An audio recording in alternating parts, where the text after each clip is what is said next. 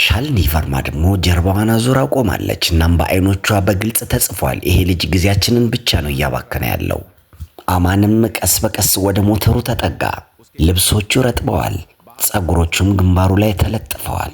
ይህንን ከሚያክል ሞተር ፊት ለፊት እሱ በጣም አንሶ ታየ። እርምጃዎቹ ግን አልተደናበሩም። ሞተሩን ያስነሱት። አማን በቀስታ በግልጽ ቃላት ተናገረ። አንደኛውም ኢንጂነር እየተርበተበተ ሞተሩን አስነሳው። ሞተሩም ተነሳ። እጅግ በጣም ጮኸ። አዳራሽ ውስጥ ጩኸቱ አስተጋባ። አማን አይኖቹን ጨፈነ። ወደ ስክሪኑም አላየም። ያነበበውም ዳታ የለም። ሙሉ ትኩረቱ ድምፁ ላይ ነበር። ታክ ታክ ታክ። ከዛም ሞተሩ ተንቀጠቀጠ። አማንም ከውስጡ የስቅታ ድምፅ አወጣና ትልቁ ሞተር ላይ እጆቹን አስቀመጠ። የሞተሩ ግለት በእጆቹ መዳፍ እየተሰማው ነበር። አይምሮቹም የረጅም ዓመት ትውስታን አስታወሱት። የአባቱ ጋራጅ፣ የዛጉ ማሽኖች፣ እናም እንደዚህ ተመሳሳይ ድምፅ። ስፒዱን ቀስ በቀስ ይጨምሩት አማን ተናገረ። ኢንጂነሩም እንደዚሁ አደረገ። 2000 አርፒኤም፣ 2500 አርፒኤም። በድንገት አማንም ተናገረ። እዚህ ላይ ነው ችግሩ። ሁላቸውም ደነገጡ። ወደ 2800 አርፒኤም አካባቢ ሞተሩ ራስ በራሱ ይጣላል። አማን ተናገረ። ሁለት የተለያዩ ከበሮዎች ልክ እንደሚመታቱ። ሻልኒ በቁጣ ተናገረች። አንተ ግጥም ልታሰማን የመጣ ወይስ ችግሩን ልትፈታልን?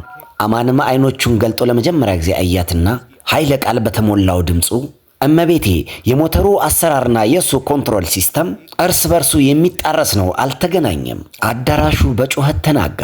አንድ ሲኒየር ኢንጂነር ወደፊት መጣና እንዲህ አለ። አንተ ምን ለማለት ፈልገህ ነው? አማንም መሬት ላይ ባለ አንድ ትንሽዬ ሜታል ፓርት ላይ ምልክት አመላከታቸው። ይሄ ሞተር በአደገኛ ሃርሞኒክ ነው የተሰራው። ኮንትሮል ሲስተሙ ግን እጅግ በጣም በዝቅተኛ ስፒድ ነው እየተጓዘ ያለው። ልክ ያንዳንዶቻችን ልብ እንደሚፈጥነውና ያንዳንዶቻችን ዝግ እንደሚለው። አንደኛው በዝግታ ይሄ እኮ ሃርሞኒክ ሚስማች ነው አለ። ሻልኒም በመገረም እንደዚህ ቀላል ከነበረ ኢንጂነሮቻችን እንዴት አላወቁትም? አማንም አንገቱን አቀረቀረና ምክንያቱም እነሱ ዳታውን ነበር ሲመለከቱ የነበረው። ድምፁን መስማት የፈለገ አልነበረም። የተወሰኑት መሳቅ ፈልገው ነገር ግን ሊስቁ አልቻሉም። አማንም ወደ ሞተሩ ጠጋልና የተወሰነ ፓርቱን በጣቱ ነካ አደረገ። ሞተሩ እኮ ደህና ነው፣ ከውስጡ አካል ጋር ብቻ ነው ማዳን ያለብን። አሁን ጥያቄው ተነስቷል። ይሄ ልጅ የሚለው ነገር ልክ ከሆነ የሚቀጥለው እርምጃ ምንድነው ሊሆን የሚችለው? ተሳስቶ ከሆነ ደግሞ ከሁላቸውም ፊት ለፊት ይዋረዳል። ምናልባትም ከተሳሳተ ከሁላቸውም ፊት ለፊት መዋረዱ ነው። አዳራሽ ውስጥ ያሉ በአጠቃላይ ትንፋሻቸውን ዋጥ አድርገዋል።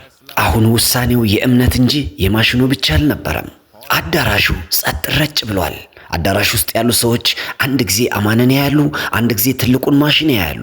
ማንም ሰው ማመን ያቃተው አንድ የ15 ዓመት ሕፃን ወጣት ልጅ እንዲሁም ቆራሌው ሰብሳቢ የሆነ ብዙ ኢንጂነሮች ሊያውቁት ያልቻሉትን ነገር እንዴት ይሄ ልጅ ሊያውቅ ቻለ? ሻልኒ ፈርማ በረጅሙ ተነፈሰችና ትቢቷ ሊያስቆማት ፈልጎ ነበር። ነገር ግን ሁኔታዎቹ ከአቅሟ በላይ ስለሆኑባት እሺ ጥሩ እንበልና አንተ ያልከው ልክ ነህ እንበል። እንዴት ነው ልታስተካክለው የምትችለው? ዝግ ባለ ድምፅ ጠየቀችው። አማንም ሳይንተባተብ ምላሹን ሰጣት። ሞተሩን ማውላለቅ አስፈላጊ አይደለም፣ እንዲሁም ሶፍትዌርን መቀየር አያስፈልግም። ይህንን ሲሰሙ ኢንጂነሮች ግራ ተጋቡ። አማንም መናገሩን ቀጠለ። ውስጣዊ ክፍሉ ላይ አንድ ነገር ማስገባት ብቻ ነው፣ አንድ ትንሽ ሃርሞኒክ ባላንሰር። ትንሽ? ሻልኒ መረር ባለ አነጋገር ጠየቀችው። ለመሆኑ ግን ታውቀዋል ምን እያልክ እንደሆነ? አማንም አጠገቡ ወደ ተቀመጠ የሞተር ክፍል እያየ አንድ እንደ ኳስ ክብ የሆነች ሜታል ዲስክን አነሳ፣ የዝገት ምልክት ያለበት በትንሹ። እንደዚህ አይነት ነገር ነው ያልኳችሁ ብሎ አላቸው። አዳራሽ ውስጥም እርስ በርሳቸው ማውራት ጀመሩ። አንዱ ኢንጂነርም እንዲህ አለ፣ ይሄ እኮ የ1000 እና የ2000 ፓርት ነው። የሻልኒ ፊትም እየተቀያየረ መጣ።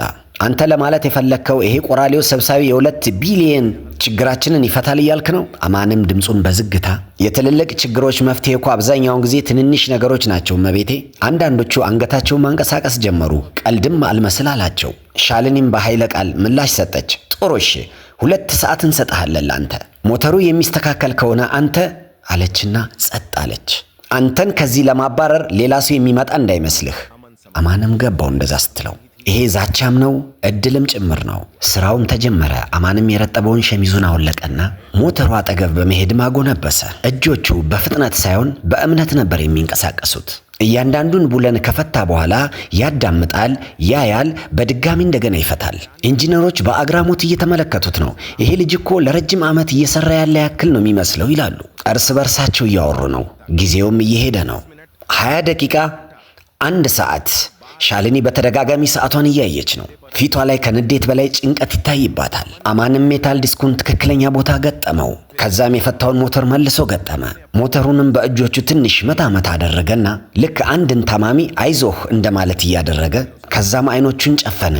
አዳራሹ በድጋሚ በጸጥታ ተሞላ። ዝግጁ ነው አማን ተናገረ። አሁን መሞከር ትችላላችሁ። አሁን ጥያቄው የሞተሩ ሳይሆን ጥያቄው የሁሉም ሰው እምነት ይቀጥላል ነው ወይስ እምነታቸው ይሰበራል? ነው ወይስ ልጁ ታሪክ ይሰራል ይቀጥላል?